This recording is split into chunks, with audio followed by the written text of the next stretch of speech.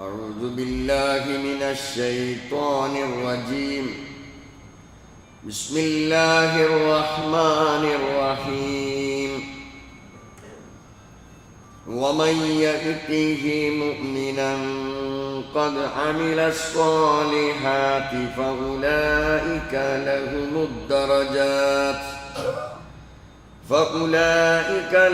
الدرجات العلى جنات عدن تجري من تحتها الأنهار خالدين فيها وذلك جزاء من تزكى. ബഹുമാന്യരായ സത്യവിശ്വാസികളെ, വിശ്വാസിനികളെ, ലോകരക്ഷിതാവായ അല്ലാഹു സുബ്ഹാനഹു വ തആലയുടെ വിധിവിലക്കുകൾ ജീവിതത്തിൻ്റെ ഓരോ ഘട്ടങ്ങളിലും പാലിച്ചുകൊണ്ട് പരമാവധി മുത്തഖികളായി, മുഅ്മിനുകളായി ജീവിക്കണമെന്ന് എന്നോട് എല്ലാവരോടും വസിയത്ത് ചെയ്യുകയാണ്, ഉപദേശിക്കുകയാണ്.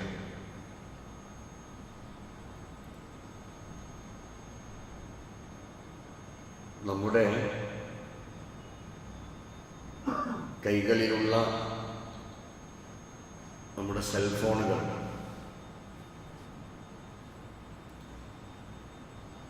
അതിലെല്ലാ പുരുഷന്മാരും, എല്ലാ സ്ത്രീകളും, കുട്ടികളും എല്ലാ ദിവസവും പുതിയ പുതിയ സ്റ്റാറ്റസുകൾ കവർ ചെയ്യാറുണ്ട്. സ്റ്റാറ്റസ് വെക്കാത്തവൻ അല്ലെങ്കിൽ അപ്ഡേറ്റ് ചെയ്യാത്ത ഒരാൾ ഇന്ന് സമൂഹത്തിലൊരു നിലവാരം കുറഞ്ഞ ഒരാളാണ് മറ്റുള്ളവരുടെ ദൃഷ്ടിയിൽ.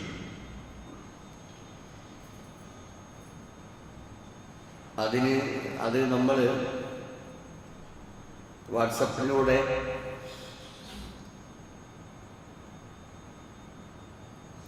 ഫേസ്ബുക്ക് ഉപയോഗിക്കുന്നവർ,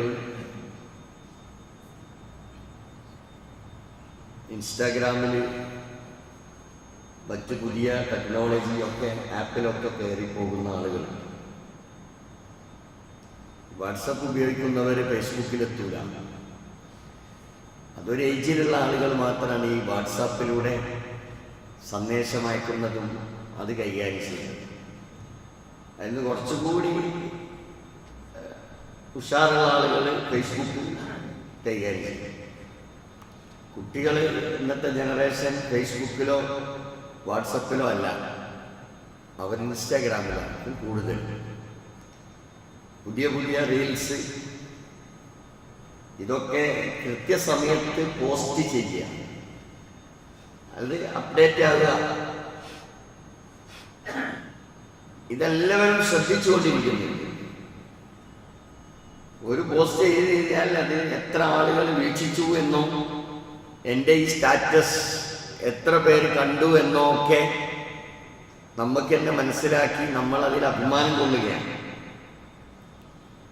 വാട്ട് ഈസ് ദി സ്റ്റാറ്റസ്? എന്താണ് ഈ സ്റ്റാറ്റസ്? എന്താണ് ഈ സ്റ്റാറ്റസിന്റെ അർത്ഥം? സ്റ്റാറ്റസ് എന്ന് പറഞ്ഞാൽ മലയാളത്തിൽ അതിന് സ്ഥാനമെന്നോ പദവിയെന്നോ, ഒരാൾക്കുള്ള അയാൾ എവിടെ നിൽക്കുന്നു, അല്ലെങ്കിൽ അയാൾ ഏതെല്ലാം മേഖലകളിലൊക്കെ അയാൾ പ്രവർത്തിക്കുന്നുണ്ടോ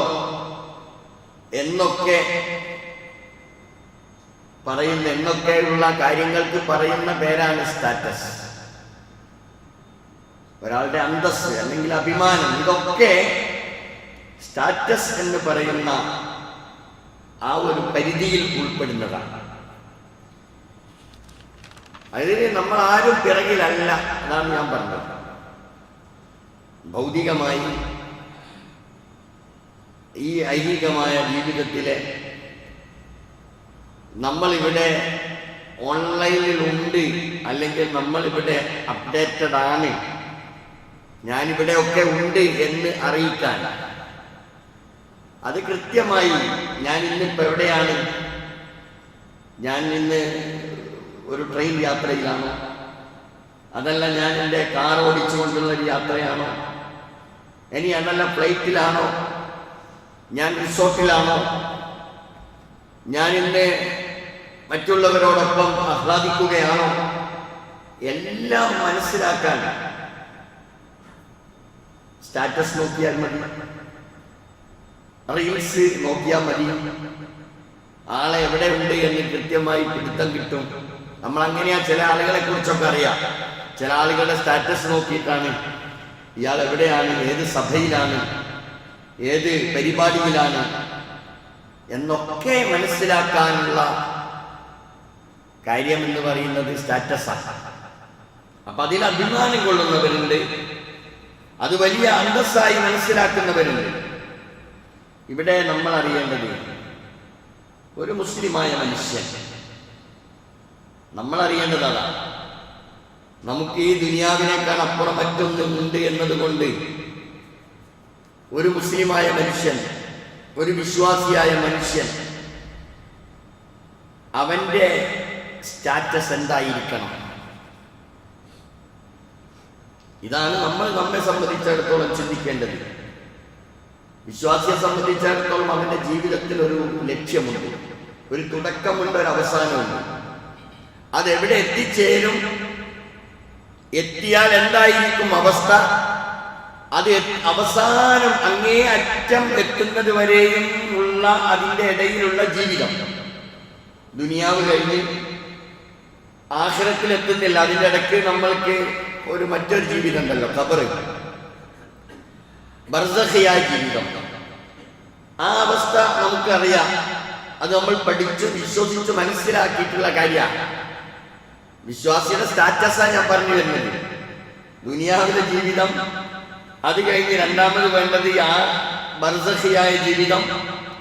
ബർസഖിയായ ജീവിതം കഴിഞ്ഞിട്ട് പിന്നെ പരലോകത്തേക്ക് യാത്രകൾ തുടർന്ന് അവിടേക്ക് എത്തുന്ന യൗമുൽ ഖിയാമത്തും അവിടെയുള്ള വിചാരണ കാര്യങ്ങളൊക്കെ കഴിഞ്ഞിട്ട് അവൻ എത്തിച്ചേരുന്ന അവസ്ഥയിൽ വളരെ കൃത്യമാണ് ഒരു വിശ്വാസിയെ സംബന്ധിച്ചിടത്തോളം. എന്നാൽ അവിശ്വാസിക്കും ലക്ഷ്യമുണ്ട്, നിഷേധിക്കും ലക്ഷ്യമുണ്ട്. അത് ഇത്രമാത്രം ഉണ്ടാക്കില്ല, ദുനിയാവിൽ അവസാനിക്കും, ഈ ഐഹികമായ ജീവിതത്തിൽ അവസാനിക്കും അവന്റെ ലക്ഷ്യം. പാരത്രിക ജീവിതത്തെക്കുറിച്ചോ അവിടെ നടക്കാനോ ഉള്ള അല്ലെങ്കിൽ വരാനിരിക്കുന്ന അത്തരം അവസ്ഥകളെ കുറിച്ചോ ഉള്ള ഒരു ചിന്തയോ താല്പര്യമോ അവനെ സംബന്ധിച്ചിടത്തോളം ഉണ്ടാകൂല. അപ്പൊ ഒരു വിശ്വാസി ജീവിക്കേണ്ടത്, ഒരു മുസ്ലിമായ മനുഷ്യന്റെ ജീവിതം അവൻ അള്ളാഹുവിന്റെ അടുത്ത്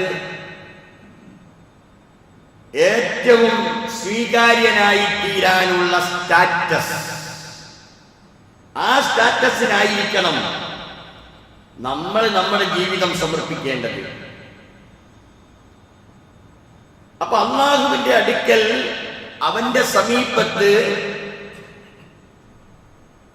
ഉയർന്ന സ്റ്റാറ്റസോടുകൂടി, അഭിമാനത്തോടുകൂടി, അന്തസ്സോടുകൂടി നിൽക്കാൻ കഴിയുക എന്നതാണ് ഒരു വിശ്വാസി അല്ലെങ്കിൽ ഒരു അള്ളാഹുവിന് കീഴ്പ്പെട്ട ഒരു മുസ്ലിം ചെയ്യേണ്ടത്. അതിൻ്റെ അല്ലെങ്കിൽ അങ്ങനെ ഉയർന്നു വരുന്ന ആ ഗ്രാഫ്, അള്ളാഹുവിന്റെ അടുത്ത് സ്റ്റാറ്റസ് ഉയർന്നു നിൽക്കുന്നവരുടെ ലക്ഷണം, അവരെങ്ങനെയുള്ളവരായിരിക്കും എന്ന് ഖുർആൻ നമുക്ക് പറഞ്ഞു തന്നിട്ടുണ്ട്. ഏറ്റവും പ്രധാനമായും അവരുടെ ലക്ഷണം അല്ലദീന യുഖീമൂന സ്വലാത്ത്. ഒന്നാമത്തെ ലക്ഷണം, അവർ നമസ്കാരം നിലനിർത്തുന്നവരായിരിക്കും. വമിമ്മാ റസഖ്നാഹും യുൻഫിഖൂൻ.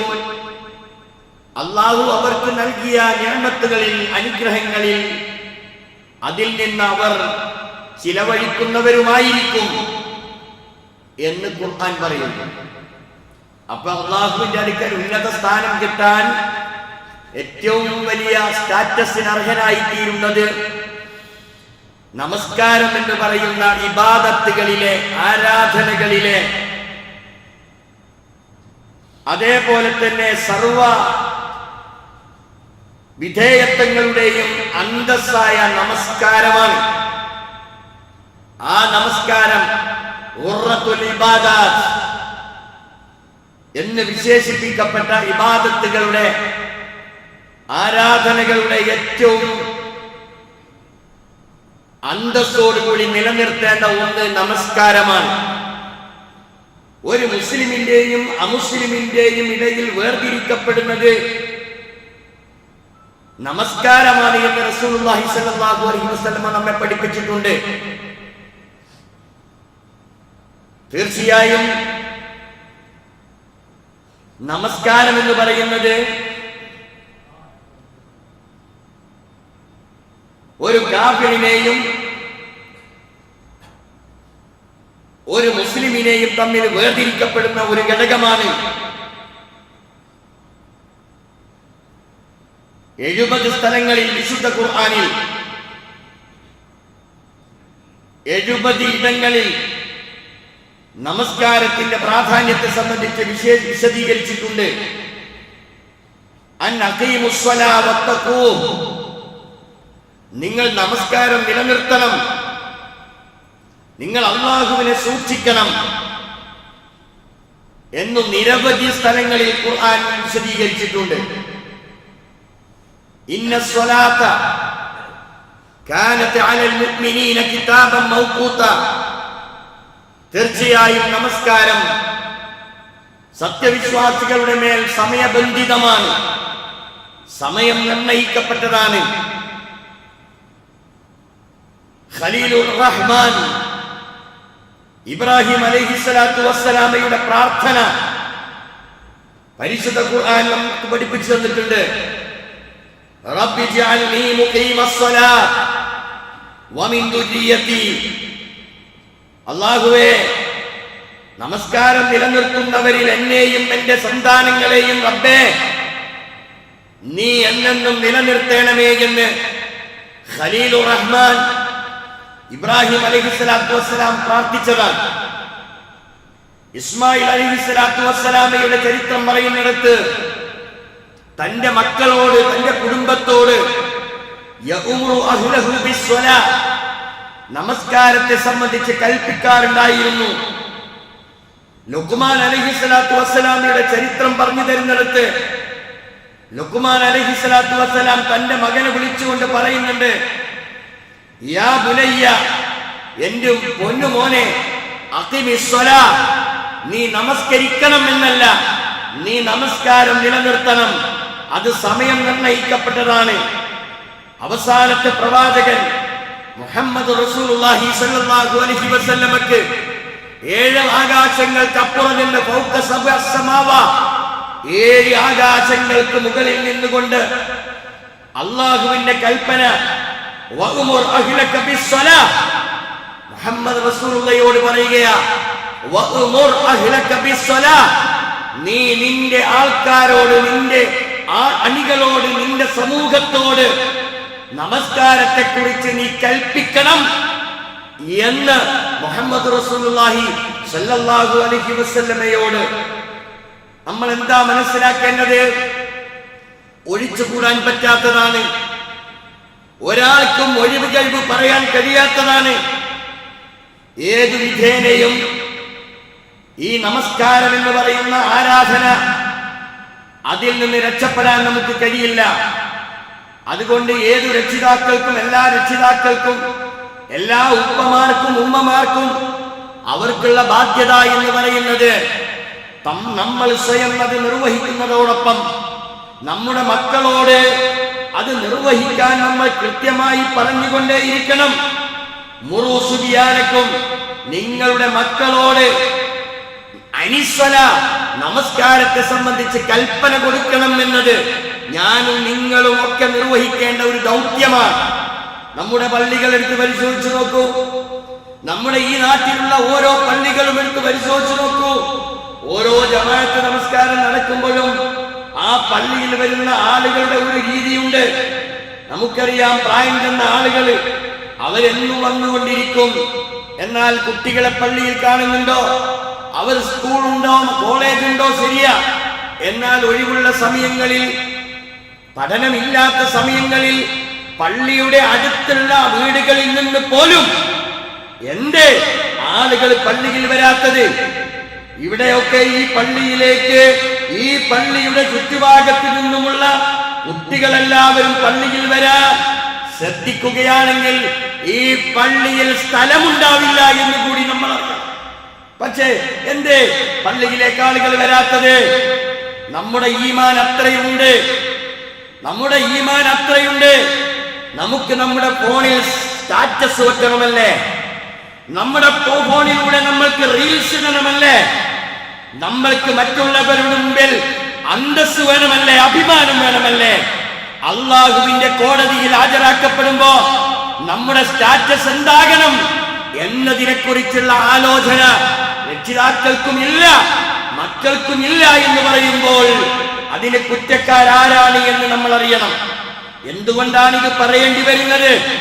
നമ്മുടെ പ്രശ്നം ദുനിയാവല്ല, ഈ ഇഹലോകത്തുള്ള ജീവിതമല്ല നമ്മുടെ പ്രശ്നം.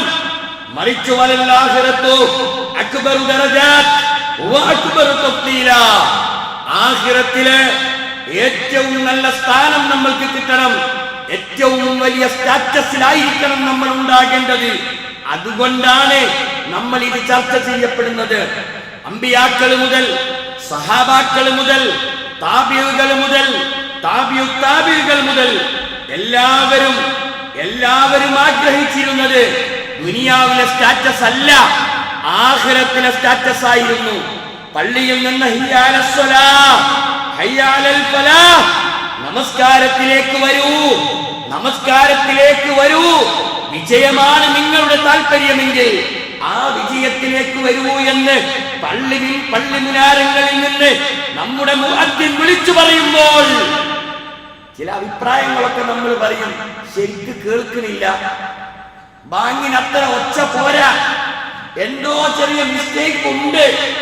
ഇത് പറയുന്ന നമ്മൾ നമ്മുടെ വീടുകളിലുള്ളവരെ പള്ളിയിലേക്ക് പറഞ്ഞു വിടാൻ, പള്ളിയിലേക്ക് പോകാൻ നിർബന്ധിക്കാൻ എന്തേ നമ്മൾ ആരും തയ്യാറാകുന്നില്ല എന്ന ചോദ്യമുണ്ട് നമ്മുടെ മുമ്പിൽ.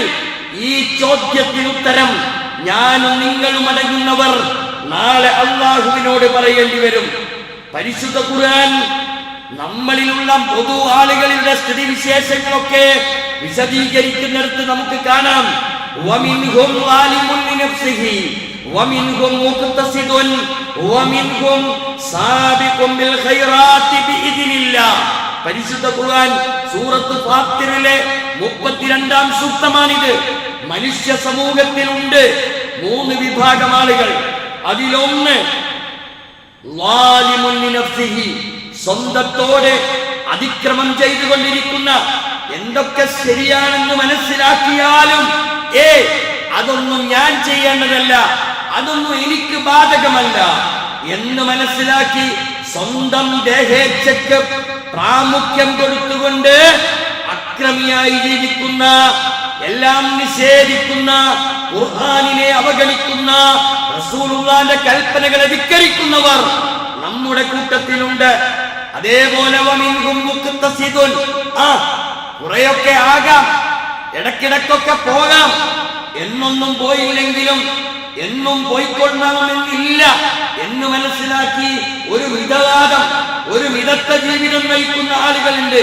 ആഴ്ചയിൽ ഒരിക്കൽ, എന്നാൽ 2-3 ദിവസത്തിൽ വരിക.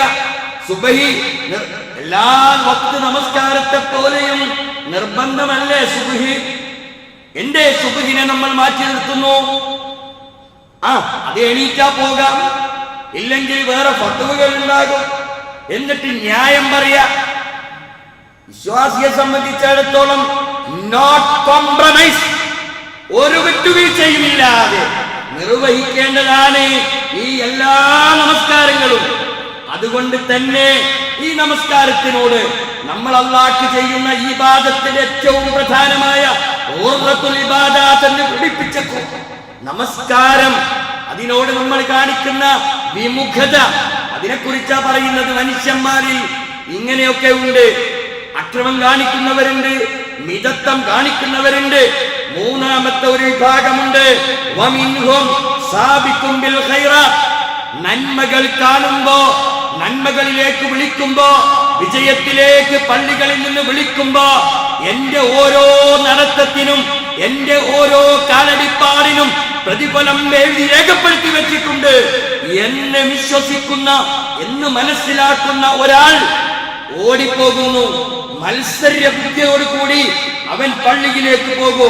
അത് വെറുതെ പോകുന്നതല്ല, അള്ളാഹുവിന്റെ അനുവാദം, അനുമതിയോടുകൂടിയാണ് അവൻ പള്ളിയിലേക്ക് നമസ്കരിക്കാൻ വേണ്ടി പോകുന്നത്. ഇങ്ങനെ ഒരു വിഭാഗം കൂടി നമ്മുടെ കൂട്ടത്തിലുണ്ട്.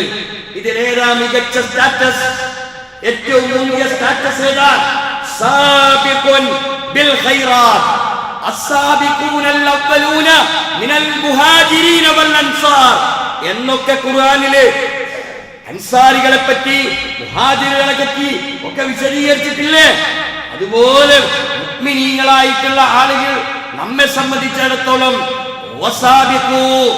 മുൻകടക്കണം, മത്സരം കാണിക്കണം, പള്ളിയിലേക്ക് വരാൻ. അങ്ങനെ ഏറ്റവും നല്ല സ്റ്റാറ്റസ് നിലനിർത്തുന്നവരാകണമെന്ന് ഖുർആൻ നമ്മളോട് ആവശ്യപ്പെടുകയാണ്. അള്ളാഹുവിന്റെ പ്രീതി കരസ്ഥമാക്കാൻ എവിടെയൊക്കെ അവസരമുണ്ടോ ആ അവസരങ്ങളൊക്കെയും നമ്മൾ ഉപയോഗപ്പെടുത്തണം. ഖുർആൻ ചോദിക്കുന്ന ഒരു ചോദ്യം,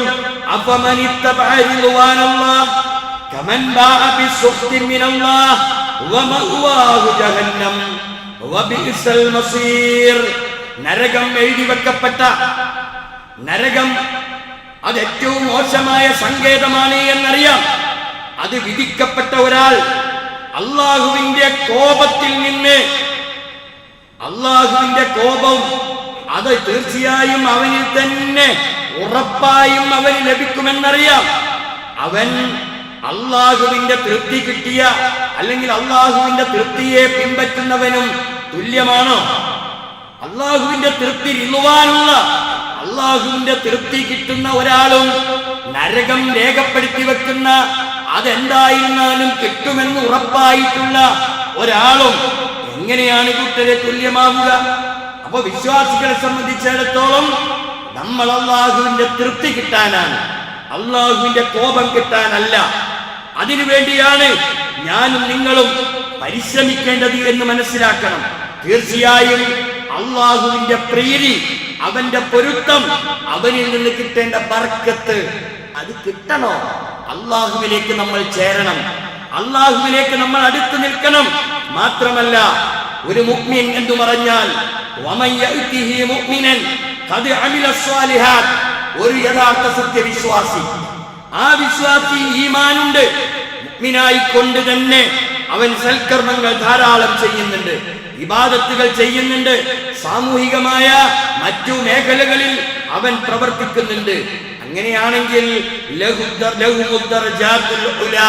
അവൻ ഉന്നതമായ സ്റ്റാറ്റസ്, അവൻ ഉന്നതമായ സ്റ്റാറ്റസ് ഉണ്ട്. എവിടെ? അള്ളാഹുവിന്റെ പക്കൽ. എന്താണ് ആ ഉന്നതമായ സ്റ്റാറ്റസ്? ജന്നാത്തു അദ്നിൻ തജ്രി മിൻ തഹ്തിഹൽ അൻഹാർ. സ്വർഗ്ഗം അതിന്റെ താഴ്ഭാഗത്തു കൂടി നദികൾ ഒഴുകിക്കൊണ്ടിരിക്കുന്ന, അരുവികൾ ഒഴുകിക്കൊണ്ടിരിക്കുന്ന സ്വർഗമാണ് അവന് ലഭിക്കാൻ പോകുന്ന സ്റ്റാറ്റസ്. ഖാലിദീന ഫീഹാ, അവിടെ അവൻ ശാശ്വതവാസിയാണ്. വദാലിക ജസാഉ മൻ തസക്ക, പരിപൂർണമായും പരിശുദ്ധി കൈവരിച്ചിട്ടുള്ള ഒരുത്തന്, ഒരു മുസ്ലിമിന് നൽകാനുള്ളത് ഇതാ പ്രതിഫലം എന്ന് ഖുർആൻ പറയുകയാണ്. ഇതിന് അല്ലാഹുവിന്റെ അടുക്കലുള്ള ഉന്നതമായ സ്റ്റാറ്റസ് അത് കൈവശപ്പെടുത്താൻ, അത് കരഗതമാക്കാനുള്ള ശ്രമമാണ് നമ്മൾ ചെയ്യേണ്ടത്. കുടുംബം ഒന്നിച്ച്, ഒറ്റക്കല്ല, ഇൻഡിവിജ്വലാണ് നിർവഹിക്കേണ്ടതെങ്കിലും അള്ളാഹുവിൽ ചെയ്യുന്ന ഇബാദത്തുകൾ സ്വന്തം ചെയ്യേണ്ടത് സ്വന്തം തന്നെ ചെയ്യുന്നതോടൊപ്പം കുടുംബം ഒന്നിച്ചൊന്നായി സ്വർഗത്തിലേക്ക് പോകാനുള്ള വഴികളാണ് നമ്മൾ ആലോചിക്കേണ്ടത്. നിങ്ങൾ ഒന്നായി കുടുംബം ഒന്നിച്ച് നരകത്തെ കാക്കണം, സൂക്ഷിക്കണം, സ്വന്തം സൂക്ഷിക്കണം.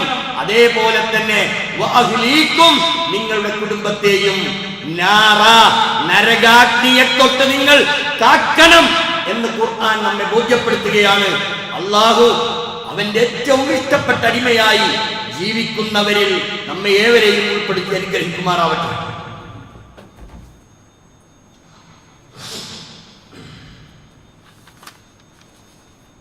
അൽഹംദുലില്ലാഹി റബ്ബിൽ ആലമീൻ വസല്ലല്ലാഹു അലൻ നബിയിൽ കരീം വഅലാ ആലിഹി വസഹ്ബിഹി അജ്മഈൻ. അയ്യുഹൽ ഇഖ്വാൻ വൽ അഖവാത്ത് ഉസീകും വഇയ്യായ സാനിയം ബിത്തഖ്വല്ലാഹ്. പ്രിയപ്പെട്ട സഹോദരങ്ങളെ, അല്ലാഹുവിനെ സൂക്ഷിക്കണേ എന്ന് ഒരിക്കൽ കൂടി വസിയത്ത് ചെയ്യാൻ ഉപദേശിക്കുകയാണ്. ഒരു പ്രസിദ്ധനായ സഹാബി, അദ്ദേഹത്തിൻ്റെ പേര് ജുലൈബീബ്. അദ്ദേഹത്തിൻ്റെ ചരിത്രം ഹദീസ് ഗ്രന്ഥങ്ങളിലൊക്കെ നമുക്ക് കാണാൻ സാധിക്കും. ഒരു വിരൂപിയായ മനുഷ്യനാണ്. സ്റ്റാറ്റസ് വെക്കാനൊന്നും പറ്റാത്ത, നമ്മുടെ ഒരു ഫോട്ടോ സ്റ്റാറ്റസ് വെക്കണമെങ്കിൽ 10 വട്ടം എടുക്കും.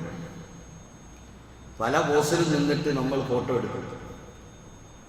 സ്റ്റാറ്റസ് വെക്കാൻ പറ്റിയ ഫോട്ടോ ആണെങ്കിൽ മാത്രമേ നമ്മൾ എന്ത് ചെയ്യുള്ളൂ, സ്റ്റാറ്റസ് വെക്കുള്ളൂ. അല്ലെങ്കിൽ ഇൻസ്റ്റയിൽ പോസ്റ്റ് ചെയ്യണമെങ്കിൽ അതിനനുസരിച്ചുള്ളതൊക്കെ ആകണം. ഇന്നത്തെ സാഹചര്യത്തിനനുസരിച്ചുള്ളതാണെങ്കിലേ അതും നമ്മൾ വെക്കുള്ളൂ. ഇരിക്കട്ടെ, ജുലൈബീബിന് സ്റ്റാറ്റസ് വെക്കാൻ പറ്റിയല്ല. പ്രസിദ്ധനായ സഹാബിയാണ്.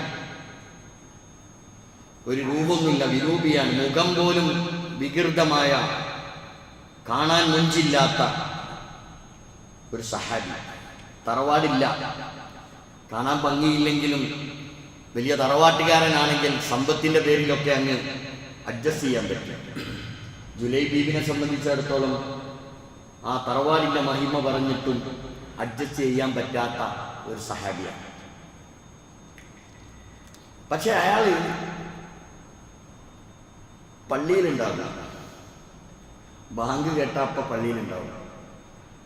ഒറ്റയ്ക്കിരുന്ന് കരയും. ഖുർആൻ പാരായണം ചെയ്യും. ഖുർആൻ ക്ലാസ് പങ്കെടുക്കും. പള്ളിയിൽ നടക്കുന്ന ദർസില്ലേ, ഈ പള്ളിയിൽ നടക്കുന്ന ദർസിന് വേറൊരു പ്രത്യേകത ഉണ്ട്. പള്ളിയിൽ നടക്കുന്ന ആ സമയം ഒരു 10 മിനിറ്റോ 15 മിനിറ്റോ ഒരു ദർസ് നടന്നാൽ, പ്രവാചകന്റെ ദർസ് അങ്ങനെ മലക്കുകൾ മൊത്തം ഇങ്ങനെ അത് കേൾക്കുകയാണ്. പള്ളിയിൽ അങ്ങനെയാണ്. മലക്കുകൾ മൊത്തം ആ സമയം മൊത്തം അവിടെ ഉണ്ടാവും. നമുക്ക് അങ്ങനത്തെ ഒരു അവസ്ഥ ഉണ്ടോ നമ്മൾ ചിന്തിച്ചു നോക്കി. നമ്മളിങ്ങനെ പോകണം, കുറെ ഇബിലീസിനെ തോന്നിട്ട് ഇബിലീസിനെ കയ്യും പിടിച്ച് ഇങ്ങനെ നടക്കുക. 24 മണിക്കൂറല്ലേ നമ്മുടെ ദിവസം. അതിൽ ഉറങ്ങുന്ന സമയം വരെ നമുക്ക് ഇബിലീസാണ്. നമ്മളെവിടെയാണ് മലക്കിൻ്റെ സംരക്ഷണം കിട്ടുന്നത്? അങ്ങനെ ഒരു ക്ലാസ്സിൽ നമ്മൾ പങ്കെടുക്കലുണ്ടോ? പള്ളിയിൽ ക്ലാസ് ഉണ്ടെന്ന് കേട്ടാൽ, ഉണ്ടെന്ന് പറഞ്ഞാൽ ചിലപ്പോൾ അന്ന് വരികയില്ല, ആ ദിവസം വരികയില്ല. അതല്ലെങ്കിൽ വന്നു നേന്തി നോക്കി അങ്ങ് പോകും. അതൊക്കെ ഇബിലീസിന്റെ പണിയാണ്. മൂപ്പർക്ക് അതിൻ്റെ ആവശ്യമൊന്നുമില്ല. ഞാൻ സൂചിപ്പിച്ചു വരുന്നത്, ജുലൈബീബിനെ കാണാൻ ഭംഗിയില്ലെങ്കിലും ആരുടെ മുമ്പിൽ സ്റ്റാറ്റസ് വെക്കാനൊന്നും പറ്റാത്ത ആളാണെങ്കിൽ അയാൾ പള്ളിയിൽ ഉണ്ടാവുമായിരുന്നു. കൃത്യമായി നമസ്കരിക്കാനും അതേപോലെ തന്നെ ഖുർആൻ ദർസുകളിലും പ്രവാചകന്റെ സദസ്സിൽ ഉണ്ടാകുന്ന ഒരാളായിരുന്നു ജുലൈബീബ് എന്ന് പറയുന്ന പ്രസിദ്ധനായ സഹാബി.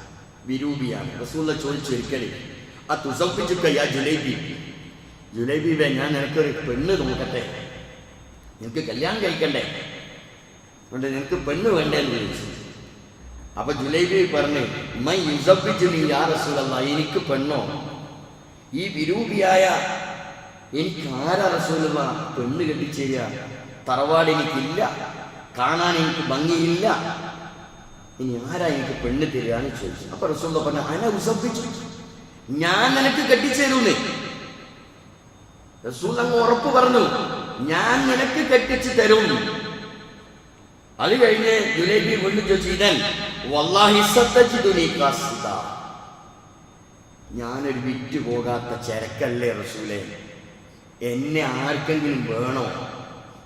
അതുകൊണ്ട് ഇങ്ങനെ ഒരു വിറ്റ് പോകാത്ത ഒരു ചരക്കായി ഞാനിവിടെ നിൽക്കേണ്ടി വരും, എനിക്ക് ഉറപ്പാണ് എന്ന് വീണ്ടും പറഞ്ഞു. അപ്പൊ നബി സല്ലല്ലാഹു അലൈഹി വസല്ലം വീണ്ടും ജുലൈബിബിനോട് പറഞ്ഞേ, വല്ലാഹി ലൈസ ബി ഖാസിദിൻ ഇൻദല്ലാഹ്, അള്ളാന്റെ അടുത്ത് ഇങ്ങനത്തെ വിറ്റ് പോകാത്ത ഒരു ചരക്കില്ല. ആരാ പറഞ്ഞേ? റസൂലുള്ളാഹ്. അള്ളാന്റെ അടുത്ത് വിറ്റ് പോവാത്ത ഒരു ചരക്കും ഇല്ല. അതുകൊണ്ട് നീ എന്താകണ്ട, അക്കാര്യത്തിൽ ബേജാറാകണ്ട. അങ്ങനെ അത് കഴിഞ്ഞു. ജുലൈബിയുമായിട്ടുള്ള ചർച്ചയൊക്കെ കഴിഞ്ഞ് പിന്നെ ഒരിക്കൽ റസൂൽ ഒരു അൻസാരിനെ കണ്ട് അൻസാരിനോട് പറഞ്ഞേ, മോളെ കാര്യം പറഞ്ഞു, മോളെ കെട്ടിക്കണ്ടേ? എൻ്റെ അടുത്ത് വിയാപ്പിളുണ്ട്, മോളെ കെട്ടിക്കണമല്ലോ എന്ന് പറഞ്ഞു. ഞാൻ പെണ്ണുങ്ങളോട് ചോദിക്കട്ടെ, മനസ്സിലായല്ലോ, ഞാനൊന്ന് പെണ്ണുങ്ങളോട് ചോദിക്കട്ടെ, ഭാര്യയോട് ചോദിക്കട്ടെ എന്ന് പറഞ്ഞു. ആര്? അൻസാരി. അങ്ങനെ അൻസാരി പെണ്ണുങ്ങളോട് ചോദിച്ചു. പെണ്ണുങ്ങളോട് ചോദിച്ചപ്പം പെണ്ണുങ്ങൾ പറഞ്ഞു, വല്ലാഹി ലൻ ഉസബ്ബിജ്, ഞാൻ കല്യാണം കഴിച്ചു കൊടുക്കൂല. കാണാൻ ഭംഗിയില്ല, മുഖമില്ല, വിരൂപിയായ ഒരു മൊഞ്ചുമില്ല, തറവാടുമില്ല, വേറെയൊന്നുമില്ലാത്ത ഒരുത്തനെ മോളെ കെട്ടിക്ക? ഞാൻ കെട്ടിച്ചു കൊടുക്കൂല എന്ന് പറഞ്ഞു. ഇത് ആര് കേൾക്കുന്നുണ്ടായിരുന്നു എന്നറിയാം? വീട്ടിൻ്റെ ഉള്ളിൽ നിന്ന് മോള് കേൾക്കുന്നുണ്ടായിരുന്നു ഈ ചർച്ച. റസൂലുള്ള വന്നത്, റസൂലുള്ള പറഞ്ഞ ഈ അഭിപ്രായം, ഈ മോളുമായി ഈ ഇവളുമായി സംസാരിക്കുന്ന വിഷയം, ബാപ്പയും ഉമ്മയും സംസാരിക്കുന്ന വിഷയം ആര് കേട്ടു? മകള് കേട്ടു. അപ്പോ ഇത് കേട്ടുകൊണ്ട് മകള് പറഞ്ഞു, റസൂലുള്ള പറഞ്ഞ ഒരു കാര്യം നിങ്ങൾ എതിർക്കുകയാണോ? അത് നിങ്ങൾ തള്ളിക്കളയുകയാണോ? എന്നെ ഉടനെ റസൂലുള്ളാഹിന്റെ അടുത്ത് കൊണ്ടുപോകണം, എന്നെ ഉടനെ റസൂലുള്ളാഹിന്റെ അടുത്ത് എത്തിക്കണം. റസൂലുള്ള പറഞ്ഞ ഒരു സംഗതിയോട് നിങ്ങൾ എന്തിനാണ് വിമുഖത കാണിക്കുന്നത്? വല്ലാഹി ലൻ യുളയ്യൂനി, എനിക്ക് കിട്ടിയ ഈ അവസരം ഞാൻ പാഴാക്കുകയില്ല എന്ന് പറഞ്ഞുകൊണ്ട് ഈ പെണ്ണ് അതിന് തയ്യാറാവുകയാണ്. അത് ഈമാന്റെ വലിപ്പം. എന്തിന്റെ വലിപ്പം? ഈമാന്റെ വലിപ്പം. നമുക്കുണ്ടാവുമോ? നമ്മൾ നുള്ളി നുള്ളി നുള്ളി നുള്ളി ആധാരം പേർപ്പിച്ച്, അടിയാധാരം പേർപ്പിച്ച്, അതിനേക്കാൾ അപ്പുറം വല്ലതുണ്ടെങ്കിൽ അതും പേർപ്പിച്ച് നമ്മൾ തിരയും. എവിടെയാണ് അള്ളാഹു ബർക്കത്ത് നിശ്ചയിച്ചത് എന്ന് ആർക്കായി ഇത് കണക്കാക്കാൻ കഴിയുക? ഇസ്ലാമിക ചരിത്രത്തിൽ നല്ല സംഭവമായി ഈമാനിന്റെ അടയാളമാണ്. ഇത് നമ്മൾ മനസ്സിലാക്കണം. നമ്മൾ മനസ്സിലാക്കുന്നിടത്തല്ല അള്ളാഹുവിൽ ഓരോന്നിനെ സംബന്ധിച്ചും മനസ്സിലാക്കുന്നത്. നമ്മുടെ മനസ്സ് അല്ലാ യൻദുറുല്ലാഹു ഇലാ അജ്സാമിക്കും വലാ ഇലാ സുവരിക്കും, നമ്മളെ മുഞ്ചിലേക്കല്ല, നമ്മുടെ രൂപത്തിലേക്കല്ല, നമ്മുടെ നിറത്തിലേക്കല്ല അള്ളാഹു നോക്കുന്നത്. വലാകിൻ യൻദുറുല്ലാഹു ഇലാ ഖുലൂബിക്കും, അള്ളാഹു നോക്കുന്നത് നിങ്ങളുടെ ഹൃദയത്തിലേക്കാണ്. അതെങ്ങനെയുണ്ടോ? അത് തെളിച്ചമാണോ? അതിന് വെളിച്ചമുണ്ടോ? തെളിമയാർന്നതാണോ? ഇതാണ് അള്ളാഹുവിന്റെ നോട്ടം എന്ന് നമ്മൾ അറിയണം. അള്ളാഹു നമ്മെ ഏവരെയും അനുഗ്രഹിക്കുമാറാവട്ടെ. സത്യം മനസ്സിലാക്കുന്നവരിൽ അള്ളാഹു നമ്മെ ഉൾപ്പെടുത്തി അനുഗ്രഹിക്കുമാറാവട്ടെ. പലവിധ പ്രശ്നങ്ങളും എല്ലാ ആളുകൾക്കും ഉണ്ടാകും. അള്ളാഹു സുബ്ഹാനഹു വ തആല എല്ലാ പ്രയാസങ്ങളെയും ദൂരീകരിച്ചിരുമാറാവട്ടെ. രോഗികളായി കിടക്കുന്ന അനേകം ആളുകൾ വീടുകളിലും ആശുപത്രികളിലൊക്കെ കഴിഞ്ഞുകൂടുന്നവരും പള്ളിയിൽ വന്നവർ തന്നെ പലരും വേദനകൾ, പ്രയാസങ്ങൾ അനുഭവിച്ചുകൊണ്ടാണ് ഒരു ജുമയാണല്ലോ എന്നൊക്കെ വിചാരിച്ച് പള്ളിയിൽ വന്നവരുണ്ട്. അള്ളാഹുവെ അവർക്കൊക്കെ കൃത്യം എല്ലാ വക്തിനും പള്ളിയിൽ വരാനുള്ള അവസരം നൽകി അനുഗ്രഹിക്കണേ അള്ളാഹുവെ കൃത്യമായി ജമാഅത്ത് നമസ്കാരങ്ങളിൽ പങ്കെടുക്കുന്ന ആളുകളാക്കി അള്ളാഹു നമ്മെ എല്ലാവരെയും മാറ്റിത്തരുമാറാവട്ടെ. കുടുംബം ഒന്നിച്ച് പള്ളിയിൽ വരാൻ, മക്കളെ കൂട്ടി പള്ളിയിൽ വരാൻ അള്ളാഹു തൗഫീഖ് നൽകി അനുഗ്രഹിക്കുമാറാവട്ടെ. ഒരുപാട് ആളുകൾ ഇതിനകം നമ്മോട് വിട പറഞ്ഞു. മാതാപിതാക്കൾ, ബന്ധുമിത്രാദികൾ, സ്നേഹിതന്മാർ, പണ്ഡിതന്മാർ, പലരും ഇഷ്ടപ്പെട്ടവരെല്ലാം പോയി കഴിഞ്ഞു. നമ്മളും ഇൻഷാ അല്ലാഹ് ബിക്കും ലാഹിഖൂൻ, നമ്മളും ചേരേണ്ടവരാണ്. അള്ളാഹുവെ ഞങ്ങളിൽ നിന്ന് മരണപ്പെട്ടു പോയിട്ടുള്ള മുഴുവൻ ആളുകൾക്കും മഗ്ഫിറത്തും റഹ്മത്തും നൽകി അവരെ അനുഗ്രഹിക്കണേ അള്ളാഹുവെ നാളെ ജന്നാത്തിൽ ഞങ്ങളെയും അവരെയും ഒരുമിച്ച് കൂട്ടണേ اللهم اغفر للمؤمنين والمؤمنات والمسلمين والمسلمات الأحياء منهم والأموات إنك مجيب الدعوات ويا قاضي الحاجات. ربنا اغفر لنا ولإخواننا الذين سبقونا بالإيمان فلا تجعل في قلوبنا غلا للذين آمنوا ربنا إنك رؤوف رحيم. اللهم أجرنا من النار، اللهم أجرنا من النار. اللهم أعز الإسلام والمسلمين وأذل الشرك والمشركين. ربنا اللهم اجعلنا من المسلمين واجعلنا من المتقين واجعلنا من المخلصين. اللهم مقلب القلوب ثبت قلوبنا على دينك. اللهم مصرف القلوب صرف قلوبنا على طاعتك. ربنا آتنا في الدنيا حسنة وفي الآخرة حسنة وقنا عذاب النار.